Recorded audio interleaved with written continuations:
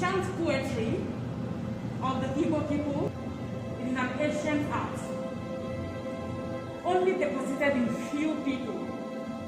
It will be that of pain, that of agony, but still that of message. Usually, when it is that of pain or mbemute, it is accompanied with one of the most powerful tools, if not the powerful tool in the world, called Oja. Oja is a very tiny instrument, but brings out an amazing sound that can go far away. So it is used for incantation, ablution, it is used for prayers, it is used for messages, it is used for communication. And when it is so happy, you see things like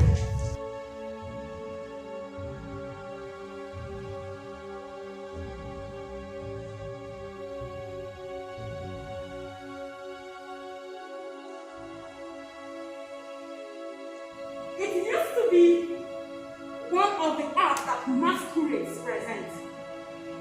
Masquerades still present it, which is why it's a kind of started dying off when Christianity, colonialism, and everything came in. It became like an art of the Igbo people, an art of people who are not Christians, an art of people who are not modernized, right? I saw myself becoming a cultural figure, a cultural enthusiast, a cultural promoter, a language promoter, language speaking, and then the art came. So, we might be presented with different instruments. This is Unza, as you can see. That's the only one I could bring. Unza is the first scale, and this is a powerful field. This is 3 of them different types. It is called Oja. As small as it is one of the most powerful tools you can find in the eastern part of Nigeria. The sound of Oja goes far and near. It's a sound that when it starts, sometimes it moves people. It is called an instrument that awakens both the spirit and human. So when it starts, and the player is so good, and not everybody plays it. It's like from generation to generation, people are handed over to it, just like the chant. Oja can make people start cutting down trees. It can make people start taking these chairs and breaking them, just because of how the instrument moves them. Because when it starts, it's like it goes right into your spirit. You say, wake up! And that is what's called. And if it is that of pain, everybody here will start crying. Because it goes so deep to pick up the emotions.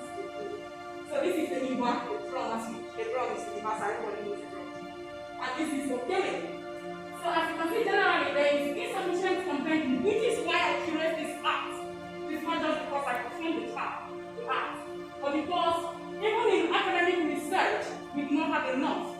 When I want to do something on it, I'm looking for something, sources, I'm looking for things to use as my reference. You don't see it a lot because, like I said, it's not a genre that really enjoy what other arts of the Igbo enjoy. So this is why I am very, very interested in documenting these genres in different ways.